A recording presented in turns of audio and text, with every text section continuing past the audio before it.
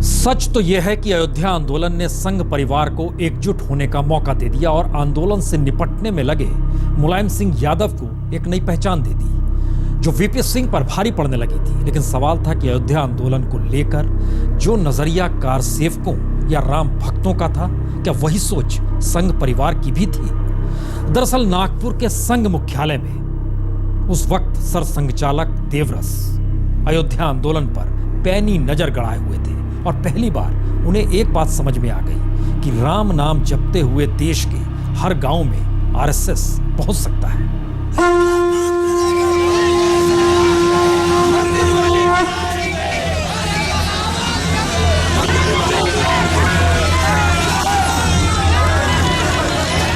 राम नाम जपते हुए गांव-गांव में रामलला का नाम लेकर घूमते साधु संत ना तो संघ के प्रचारक थे, ना ही आरएसएस के स्वयंसेवक। विश्व हिंदू परिषद ने अयोध्या में राम जन्मभूमि पर राम मंदिर का सपना जगाया था।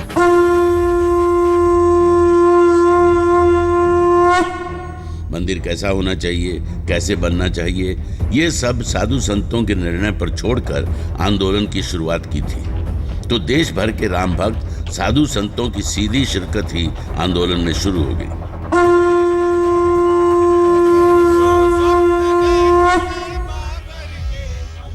विश्व हिंदू परिषद ये संतों के निर्देशन में चलने वाला संगठन है। वहां से विश्व हिंदू परिषद की भूमिका आती है, यानी संतों ने जो निर्णय किया उसको क्रियान्वित करना और सफलता के चरम तक पहुंचाना यह विश्व हिंदू परिषद का दायित्व है। चूंकि संघ परिवार में विश्व हिंदू परिषद की हिस्सेदारी थी, या कहें वैचारिक तौर पर विश्व हिंदू परिषद आरएसएस के बगैर कुछ भी नहीं था, तो साधु संत भी झटके में विश्व हिंदू परिषद के रंग में दिखाई देने लगे।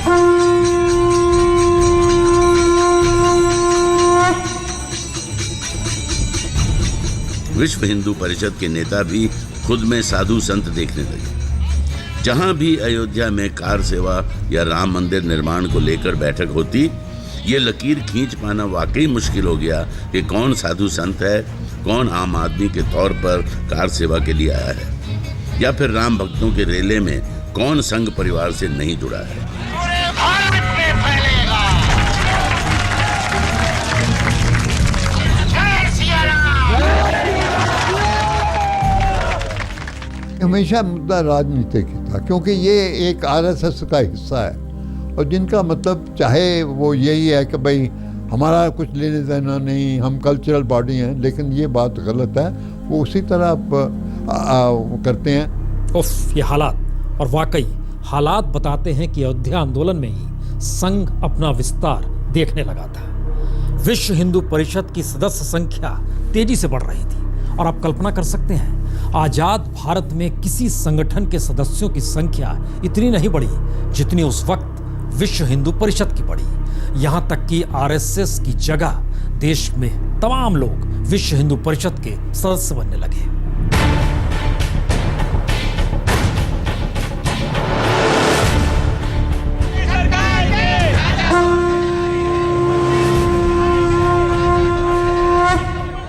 दो नवंबर को अयोध्या में यूं ही 10 लाख कार सेवक नहीं पहुंचे थे, बल्कि राम मंदिर के नाम पर विश्व हिंदू परिषद से जुड़ने वाले लोगों की तादाद साल भर में 50 लाख पार कर गई।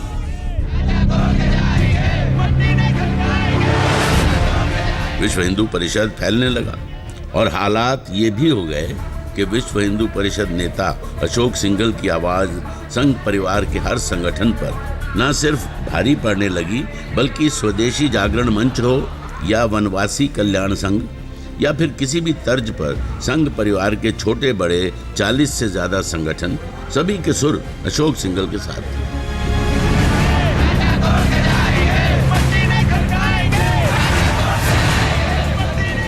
मैं अनुभव करता था जब ये आंदोलन चल रहा था कि हजारों लाखों लोग मेरी सभाओं में आते थे।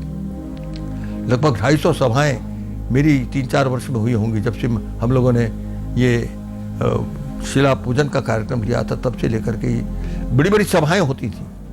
तो मुझे लगता था कि किसी व्यक्ति के कारण से ये आंदोलन नहीं है, इसके पीछे राम की शक्ति काम कर रही है। तो सरसंघ चालक के निर्देश पर बीजेपी में भीतर भी अयोध्या आंदोलन को राजनीतिक तौर पर आत्मसात करने की तैयारी चलने लगी। जो बीजेपी अयोध्या को लेकर राजनीतिक तौर पर दो धाराओं में बटी थी, वो एक होने लगी। वाजपेयी हों या आडवाणी, दोनों के रास्ते अयोध्या जाने को तैयार हो गए।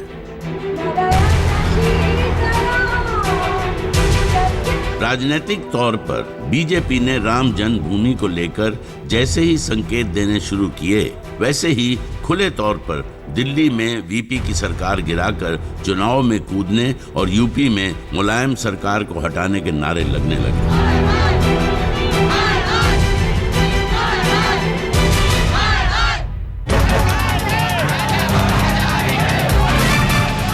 राजनीति के इसी संकेत ने मुलायम को कार सेवकों पर गोली चलाने के लिए भी मजबूर किया।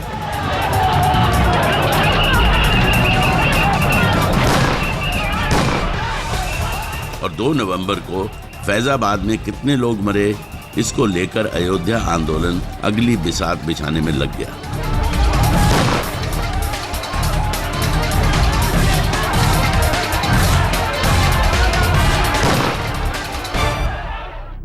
मरने वालों की संख्या को लेकर अलग अलग मत हो सकते हैं, लेकिन यह सच था, उस रोज अयोध्या में खून बहा था और दूसरी तरफ दिल्ली में एक अलग तरह की हलचल थी। वीपी सिंह की सांस 7 नवंबर को लेकर अटकी थी। जनता दल के भीतर वीपी के कामकाज के तौर तरीकों को लेकर आक्रोश था। लखनऊ में मुलायम मान चुके थे कि बीजेपी का साथ तो अब रहेगा नहीं, तो वह बीएसपी और वामपंथियों से सरकार बचाने की गुहार लगा रहे थे। और इन्हीं सबके बीच जनता दल टूट गया। देवीलाल ने 5 नवंबर 1990 को समाजवादी जनता दल बना लिया, तो चंद्रशेखर 58 सांसदों को लेकर अलग हो गए और फिर बहुमत साबित करने की तारीख 7 नवंबर आ गई।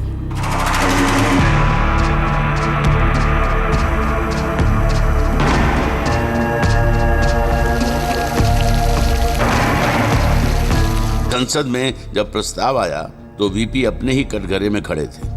उनकी अपनी ही पार्टी के सांसदों ने वीपी पर आरोप लगाए कि धर्मनिरपेक्षता और न्यायालय की गरिमा की बातें बड़े जोश से करने वाले वीपी सिंह तो अंदर खाने अपनी सत्ता को बचाने की जोड़ तोड़ में सब कुछ भूल गए।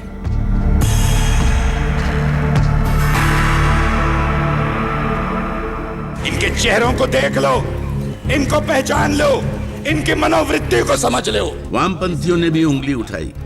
बीजेपी ने वीपी को यह कहकर कटघरे में खड़ा किया कि वीपी तो ये भी नहीं जानते थे कि वो केंद्रीय सरकार के प्रमुख हैं। उन्होंने ये भी नहीं समझा कि राज्य, संविधान, भारतीय दंड संहिता जैसे संघ कानूनों और धर्मनिरपेक्ष व्यवस्था की रक्षा की जिम्मेदारी केंद्र सरकार पर आती है। इसी बीच राजीव गांधी ने कहा कि कांग्रेस शासित राज्यों को भी कोई निर्देश केंद्र से नहीं मिला, अन्यथा राज्य सरकारों ने इन निर्देशों का पालन किया होता। फिर आडवाणी ने यह कहकर वीपी को कटघरे में खड़ा कर दिया कि वीपी तो दिल्ली में भी कार सेवकों को नहीं रोक पाए।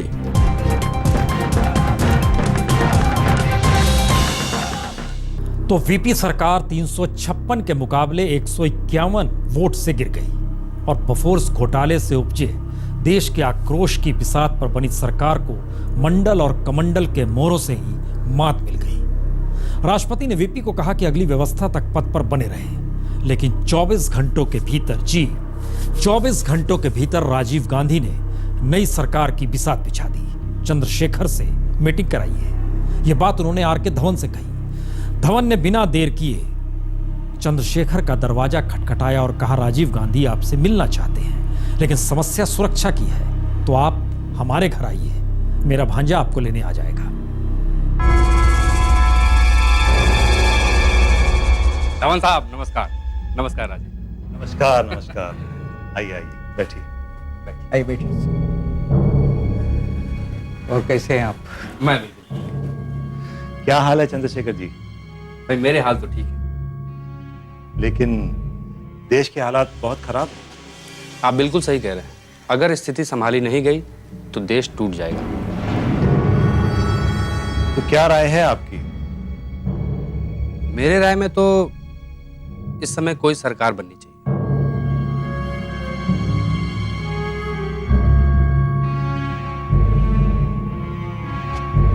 क्या आप बनाएंगे सरकार? सरकार बनाने के लिए मेरे पास कोई नैतिक आधार नहीं और सरकार बनाने के लिए मेरे पास पर्याप्त संख्या भी नहीं। मुझे तो यह भी नहीं पता कि मेरे साथ कितने सांसद आएंगे। आप सरकार बनाइए। मैंने और लोगों से राय भी ली। सरकार तो आप ही को बनानी चाहिए।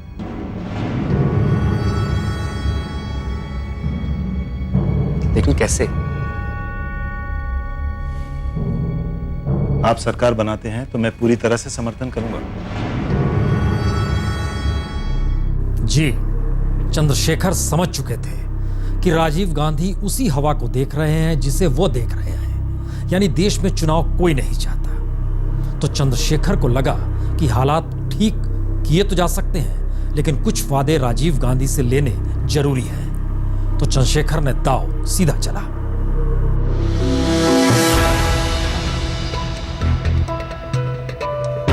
राजीव जी, कुछ बातें मैं आपको साफ कर देना चाहता हूं और उसमें आपकी साफगोई भी चाहता हूं। कहिए। देखिए, अभी जो मौजूदा स्थिति चल रही है, सरकार चलाना बहुत मुश्किल काम है और संख्या बल भी मेरे पक्ष में नहीं है। कांग्रेस के कुछ लोग अगर सरकार में शामिल हो जाए तो सरकार सक्षम रूप से चलाई जा सकती है। लेकिन आपके पास सरकार लायक मंत्री तो हैं ही। सवाल जिम्मेदारी लेने का है। अगर बड़े नेता ना भी शामिल हो इसमें तो कुछ नौजवानों को ही इसकी छूट दीजिए।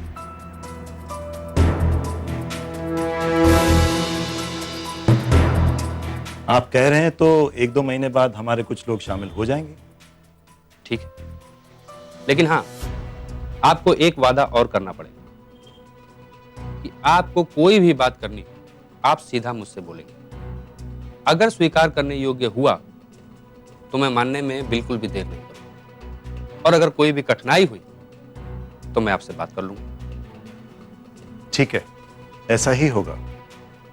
और हाँ, आपके किसी आदमी ने आपकी सहमति से या आपके आशीर्वाद से काम में अड़ंगेबाजी की या पिन प्रिकिंग की तो मुझे इस्तीफा देने में जरा भी वक्त नहीं लगेगा।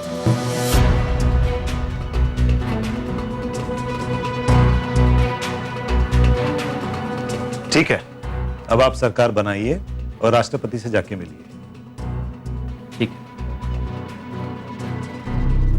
तो राजीव गांधी ने चंद्रशेखर की हर बात पर सहमति जताई, सिर्फ यह नहीं बताया कि समर्थन कितने दिन का है।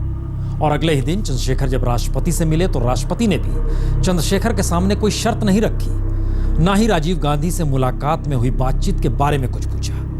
आप सोच रहे होंगे ये सब क्या हो रहा है। जी, कहा गया सरकार बनाइए तो इतिहास में पहली बार उंगलियों पर गिने जाने वाले सांसदों के जुगाड़ के साथ देश में एक ऐसी जुगाड़ वाली सरकार बनी जिसमें हर किसी की अपनी बिसात थी, अपने पासे थे। चंद्रशेखर प्रधानमंत्री बने, लेकिन अभी कुछ और होना था। सरकार मुलायम की भी गिरनी थी, सरकार चंद्रशेखर की भी गिरनी थी, और तो और नई सरकार भी बननी थी और इस देश को 6 दिसंबर 1992 भी देखना था। सब कुछ अगले एपिसोड में।